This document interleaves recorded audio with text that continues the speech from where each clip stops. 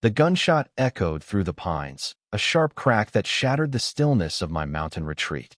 My friend collapsed on the deck, clutching his shoulder as blood seeped through his fingers. Across the property line, my neighbor stood frozen, pistol still in her trembling hand, already spinning her story for the 911 call she was about to make. "I had to protect myself," she stammered, her voice a mix of panic and calculation. She thought she could rewrite reality, but my phone was already recording, capturing every lie. What she didn't know was that my old contacts, people I hadn't spoken to in years, were already mobilizing. This wasn't going to end with local cops. This was something much bigger. "My name's Daniel Carter, a retired FBI agent who thought he'd found peace at a secluded cabin in the Blue Ridge Mountains of North Carolina. It's a gorgeous spot, 5 acres of untouched land, valued at about $6 million, nestled against a shimmering lake. I inherited it from my father in 2023 and moved there to escape the chaos of my 20-year career chasing criminals. All I wanted was quiet, a place to fish and forget the world. But peace is hard to come by when your neighbor is someone like Margaret Ellison." Margaret rolled up to my cabin on a crisp October morning in her sleek Mercedes, dressed in designer athleisure that screamed wealth. Her manicured nails, oversized sunglasses, and the way she strutted onto my property like she owned it told me everything I needed to know. She carried a folder labeled "Community Violations" in bold red marker and didn't bother with introductions. "This property doesn't fit our standards," she declared, her eyes scanning my cabin like it was an eyesore. "Wrong vibe for the area. You're bringing down the aesthetic." I stood there, coffee in hand, wondering what she meant by vibe. Then she launched into a list of supposed infractions: lawn maintenance, guest policies, even the color of my mailbox. It was absurd, but the real bombshell came when she leaned in, her voice dripping with fake concern. "I have buyers interested in this land, Daniel. Sell now before things get complicated." That word "complicated" set off alarms. I'd interrogated enough suspects to recognize a veiled threat. When I told her the land wasn't for sale, her smile faltered, revealing a flash of something cold and predatory. "Everything has a price," she said, her tone sharp enough to cut glass. "Communities evolve, and some residents, well, they run into problems." It wasn't just a threat, it was a promise. Margaret thought she could intimidate me, but she had no idea who she was dealing with. Enter Ryan Takahashi, my buddy from my military days. Ryan's a former Navy SEAL, now a civil engineer, who'd been visiting my cabin for months to unwind. He's the kind of guy who keeps to himself, always calm under pressure. But the moment Margaret saw him pull up in his pickup, her demeanor shifted. Her eyes locked onto him, not with neighborly curiosity, but with the focus of a hunter spotting prey.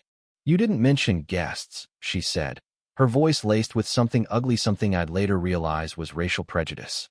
Ryan, who's half Japanese, brushed it off with his usual politeness. But Margaret's questions were relentless.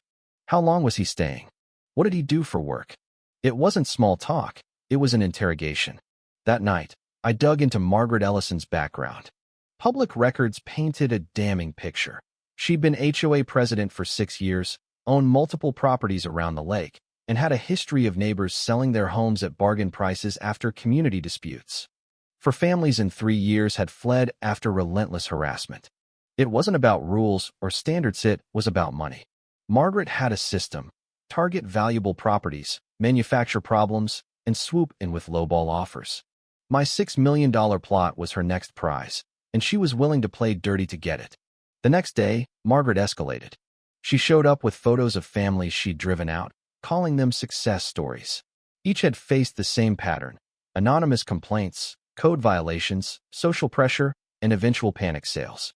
"The Thompsons had security issues with their kids," she said with a smirk. "The Wilsons couldn't keep up with maintenance fines." Then she mentioned Ryan. "Your friend could be trouble. Veterans can be unstable. The community's already concerned." It was a setup. She was painting Ryan as a threat to justify whatever she had planned. By Monday, her campaign kicked into high gear. A police report claimed a suspicious male was photographing properties. When cops arrived, Ryan was just snapping lake photos for his sister. They apologized, but the speed of their response was suspicious. Margaret clearly had pull with local authorities. Then, Tuesday night, someone broke into her shed. The next morning, she called the police again, claiming she'd found Ryan's coffee cup at the scene. Ryan swore he'd tossed it at a gas station, and I believed him. I'd been there. Margaret had planted it, escalating from harassment to evidence tampering. I confronted her that evening. "I know your game, Margaret," I said, standing on her porch. "This stops now." She played innocent, but her eyes betrayed her. She knew I wasn't some naive homeowner. "You're making a mistake," she warned, her voice low. "Your friend's dangerous. Communities like ours don't tolerate threats." It was chilling. She wasn't just framing Ryan for petty crimes. She was building a narrative for something far worse: self-defense. I doubled down, installing high-tech cameras and alerting my FBI contacts. Ryan offered to leave, but I refused. Running would only validate her lies, and I wasn't about to let Margaret win. What she didn't know was that my cameras were already catching her every move, stalking Ryan, timing his routines, even following him to the diner. She was building a case for violence, and I was documenting her descent. Friday, I laid out my evidence at her kitchen table: financial records showing $4 million in profits from forced sales, photos of her stalking Ryan, and statements from her past victims. "This is racketeering, Margaret," I told her. "You're done." Her face went pale, but she doubled down.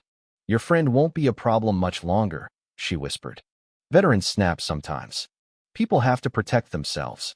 It was a confession. She was planning to hurt Ryan and claim self-defense. Saturday night, I prepped for the worst. Extra cameras, recordings, and FBI on speed dial. Sunday morning, it all came to a head. Ryan was sipping coffee on the deck when Margaret stormed across the property line, .38 revolver in hand. "You're trespassing," she screamed, her voice unhinged. Ryan set his mug down, hands raised, but she was beyond reason. "You're ruining our community." Before I could close the distance, she fired. Ryan staggered, blood blooming across his shoulder. For a moment, time stopped. Margaret stared at the gun, stunned, then launched into her act. "He attacked me," she cried, tears streaming as she dialed 911. I had no choice. I kept recording as I pressed a towel to Ryan's wound. Margaret's performance was Oscar-worthy. "He's been threatening me for days.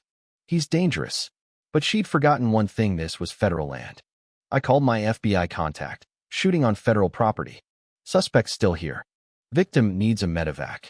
Within minutes, helicopters roared overhead, and FBI, ATF, and marshals swarmed the scene. Margaret's local cop connections were useless now. Agent Sarah Mitchell, a colleague I'd worked with for a decade, took my phone and watched the footage. "Premeditated assault with a false narrative," I told her. "She's been planning this for weeks." Margaret tried her victim routine, but Sarah shut her down. "Drop the weapon. You're detained." The evidence was ironclad: video of the shooting, her planted evidence, her financial scams. Margaret's empire crumbled as she realized federal agents didn't care about her local influence. Ryan survived, his wound serious but not fatal.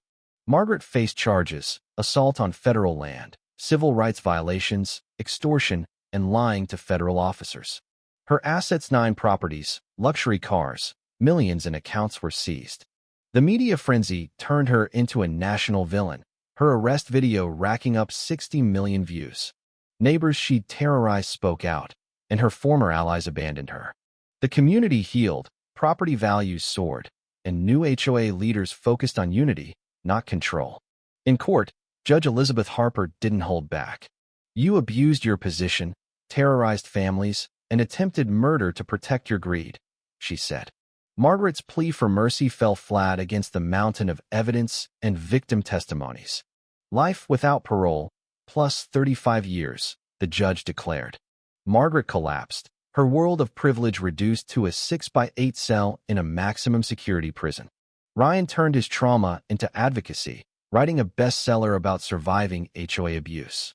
I took a consulting gig with the FBI, helping expose similar schemes nationwide.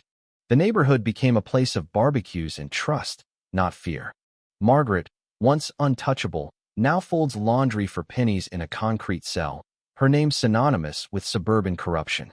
So, what's the worst neighbor you've ever dealt with? Have you faced someone who thought they were above the law? Could you forgive a neighbor who crossed the line into violence? Or is justice like Margaret's the only answer? Drop your thoughts below. Hit that like button if you're cheering for justice, and subscribe for more stories where the good guys fight back.